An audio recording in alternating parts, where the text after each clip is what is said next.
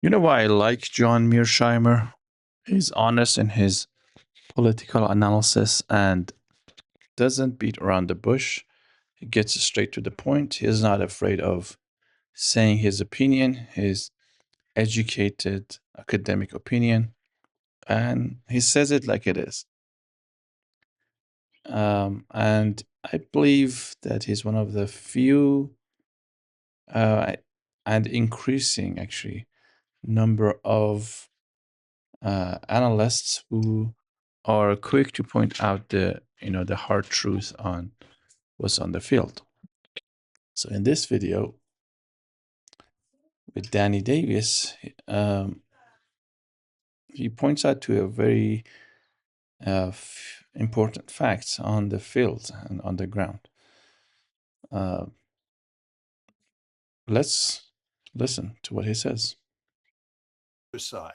In other words, to inflict massive punishment on the civilian population, on the opposing side's economy.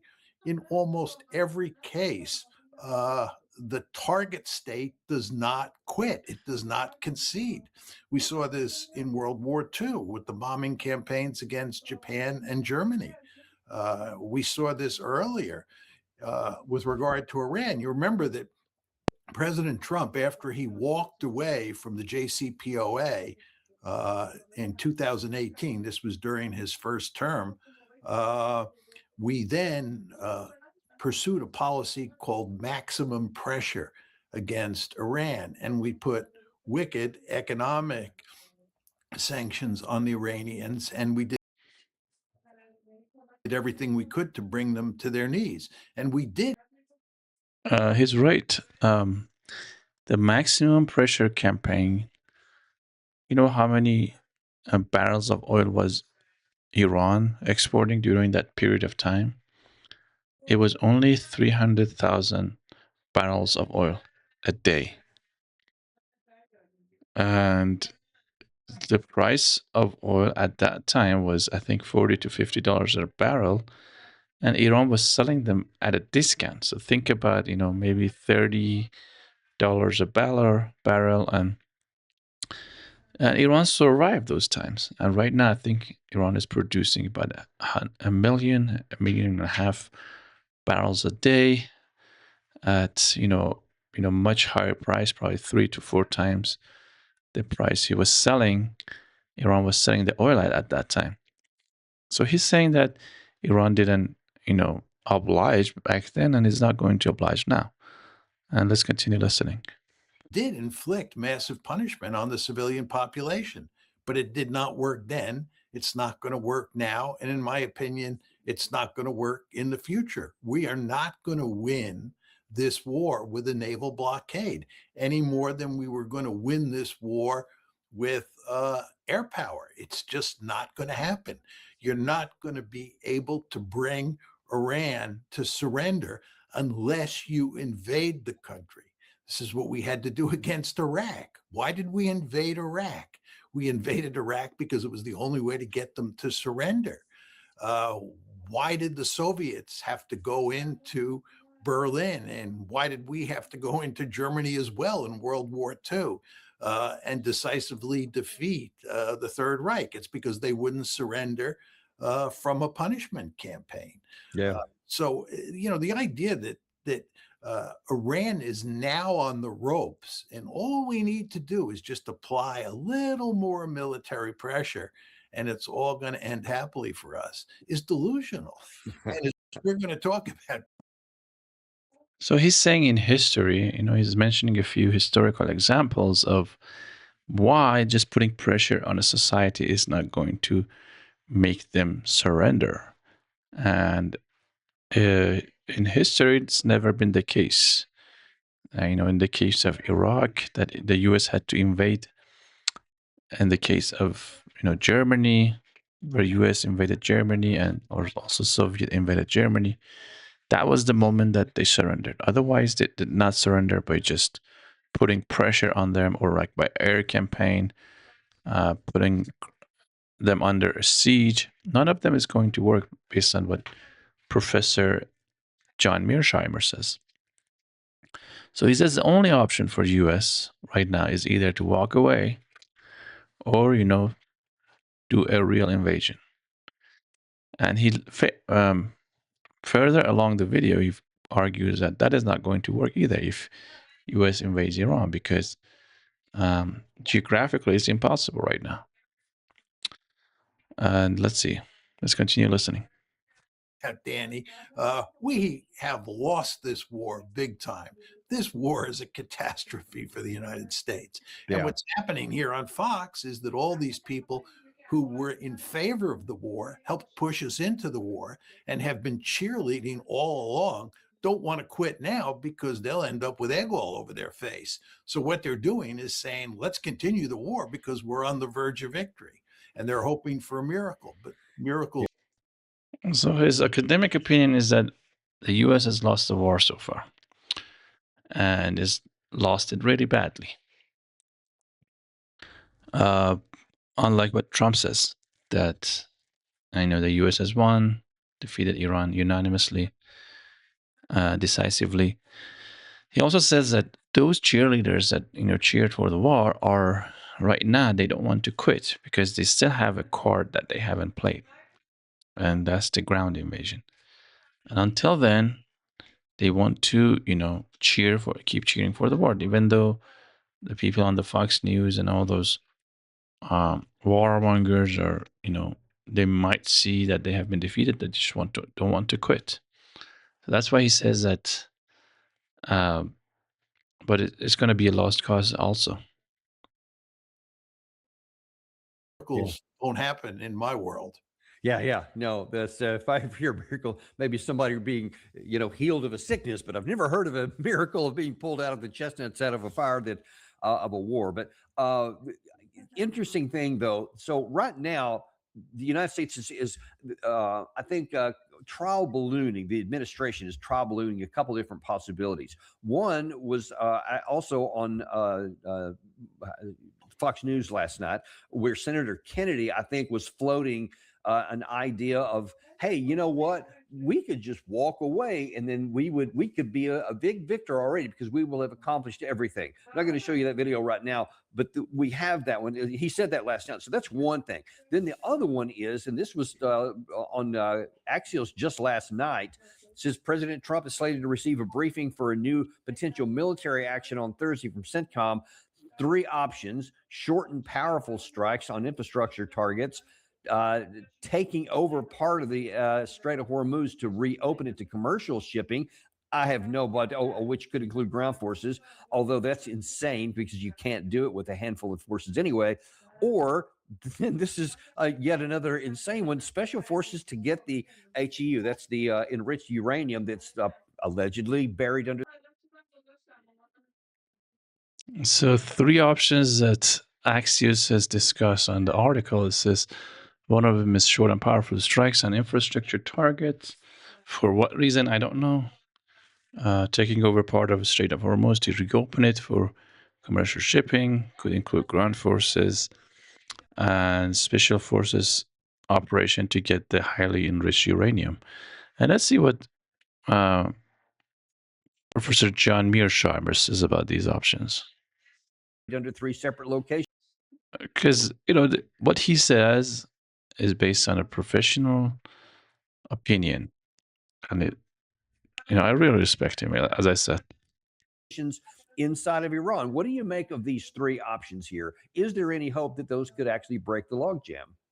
No, I mean, we don't even know where exactly that enriched uranium is. And by the way, they have 11 tons of it.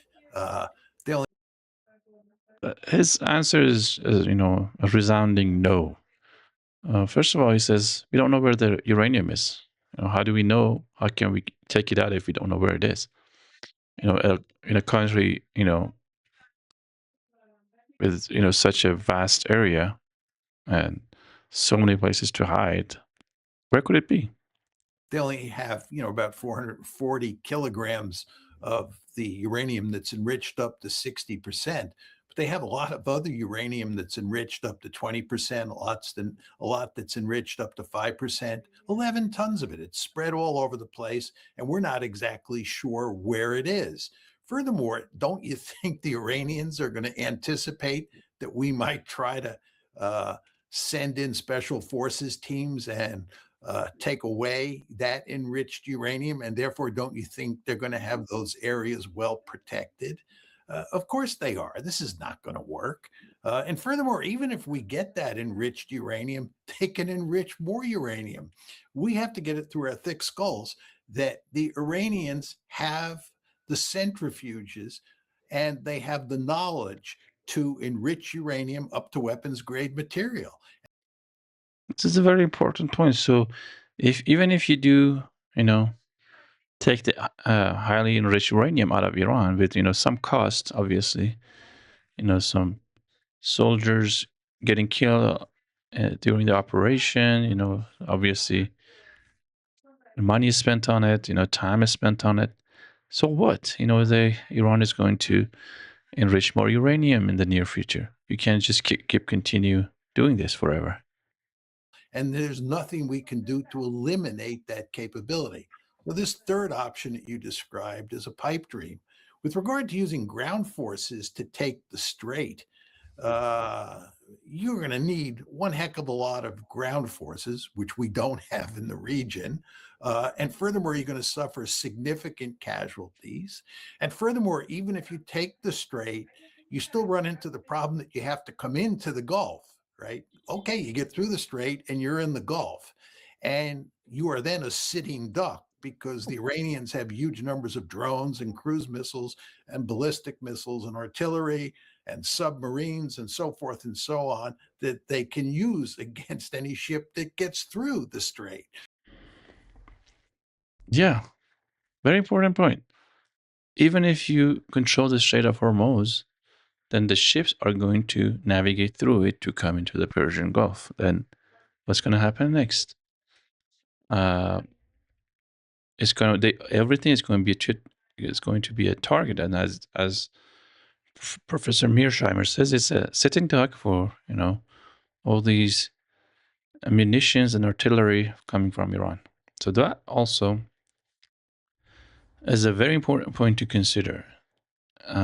You let the ships through, but they end up in the Persian Gulf as a new target. So getting through the strait, which I believe is almost getting control of the strait, which I believe is almost impossible in the world that we now live in, uh, doesn't matter in the end. And then with regard to the first option, what was that? We were going to have a short shock and awe campaign, another Yeah. shock and awe campaign. I Yeah. will Short and powerful strikes on infrastructure targets. I will remind viewers that we've already tried that and it didn't work. And if you get into playing that game and it then morphs into a long campaign, we all know that the Iranians have a second strike capability. And that is that they'll go to work shutting down the Red Sea and destroying infrastructure in countries like Saudi Arabia, the UAE, and so forth and so on. And the reason we haven't been bombing in recent weeks is in large part because we understand the other side has that second strike capability. This is the point you and I have made many times. As you go up the escalation ladder, it's not us that dominates, it's them. And then my final point, Danny, is So far, he says that first of all, the short and powerful strike and this idea of taking them by surprise has already been tried. Second thing is very important point militarily is that the second strike ability is very important. If the enemy keeps the ability to strike back, then a whole new scenario emerges. And he also mentions the escalation dominance, which is in the hands of Iran, and the U.S. doesn't possess escalation dominance. So Iran can respond to, UAE infrastructure, to Kuwait infrastructure, Bahrain, and those become, targets again. So those three options that were discussed in Axiom, but basically dismissed by Professor Mearsheimer. Is that people are now well aware that we are running out of munitions, that we have used up a huge chunk of our inventory of precious weaponry that we need for other contingencies around the world. And if we go back to launching an air campaign or a bombing campaign that we can't win anyway, and we expend even more munitions, this will be disastrous. And for anybody who has any doubts about that, just think back to when we went to war against the Houthis. Remember, President Trump said in March of 2025, this is shortly after he comes into the White House, that he's going to go to war against the Houthis and he's going to defeat the Houthis, unlike President Biden, who tried to defeat the Houthis and failed. Well, he started on March 2025. That's when President Trump started. We quit in May 2025. We couldn't defeat the Houthis. But the other thing that was happening, Danny, is we were expending precious weaponry, taking shots at the Houthis. And we understood full well, this was not a smart thing to do. We wanted to preserve all those boutique weapons that we have for other contingencies. And that same basic logic that worked in the case of the bombing campaign against the Houthis applies here. You go to war again with an air campaign, and you're just going to expend huge numbers of precious weapons and not succeed. All of this is to say, Danny, to put it very simply, we're screwed. So again, he mentions another historical fact, a very recent one actually, which was regarding the U.S. attacking the Houthis. President Trump went in, to fight the Houthis and eliminate them, open the shipping route for Israeli ships that were being targeted by the Houthis in March 2025. And he also mocked Joe Biden for not being able to secure that shipping route for the Israelis. He went in March 2025 and he quit. He actually declared a unilateral ceasefire in May 2025. So again, something interesting about Professor Mearsheimer that he uses historical facts to prove his points. And also the fact that, a lot of munition was used by the US military during those times. And it is being used.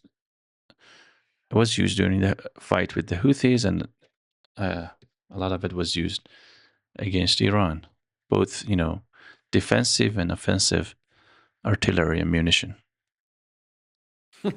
Well, I'm pretty sure that's not lost on the Iranian side. Now, there was an interesting, after that came out last night, that news broke last night, the IRGC spokesman came out and made this interesting comment. He said, to the United States. Okay, I'm going to skip this part. I'm going to jump to another interesting point he made.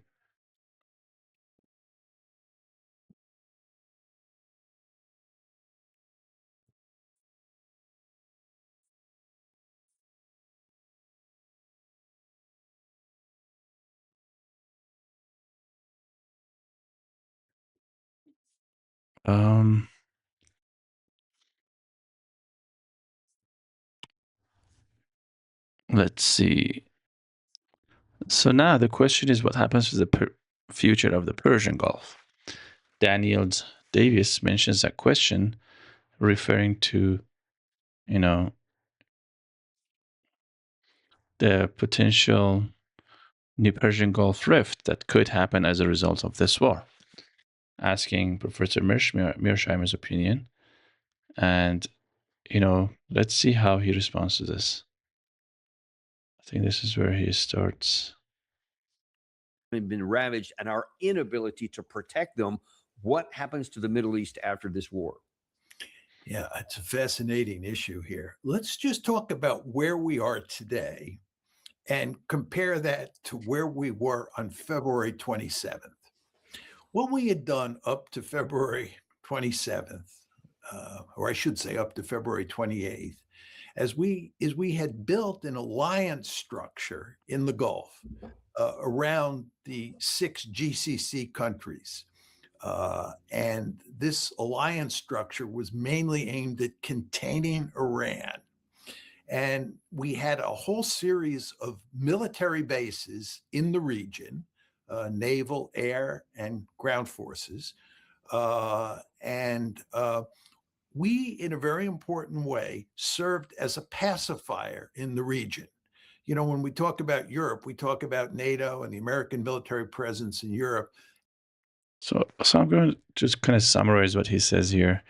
He says before, February 28th, the whole region was in peace. The U.S. was the pacifier, kind of controlled everything. The Persian Gulf countries, UAE, Qatar, Kuwait, Bahrain, Saudi Arabia were thriving. Actually, he's not wrong because I traveled to Doha, um, and the airport was huge and it was expanding at the same time. I saw like new gates being built. As I just took the, what do you call that? The bus thing that takes you from the airplane to the terminal to the gates. I saw these like maybe two, three, four gates that was being built at this, at that time. And I wonder, how much, how many flights are being, flown into Doha that they need so many gates because it's already huge. And, everything was thriving. But this war kind of disrupted everything. Now we are dealing with a new fact on the ground. All these countries, their businesses have been disrupted. The business model has been destroyed. The UAE's business, the Dubai's business model has been destroyed. Qatar, probably the same way. Not so much Saudi Arabia. I think Saudi Arabia has not been affected as much by this war, but Bahrain, Kuwait, Qatar, and UAE have been affected by this war in a drastically. And right now, these countries have to think twice before investing in a new military base because all of them have been destroyed. If they want to have a new military base by the U.S. on their countries, on their land, they will think twice. What happens if they build it again for so much money, by their money, and if again something else similar happens to it, maybe with Iran, maybe with Turkey, with another country, Pakistan or whatever, because it could happen. They can't do anything because they don't have a say in it. And I think it was very important talk by Professor Mearsheimer, uh, highly respected among the in the academia, and he's not afraid of saying his thoughts, his opinion, and I think everybody respects him. Take care. We'll see you next time. Make sure you like and subscribe. Bye.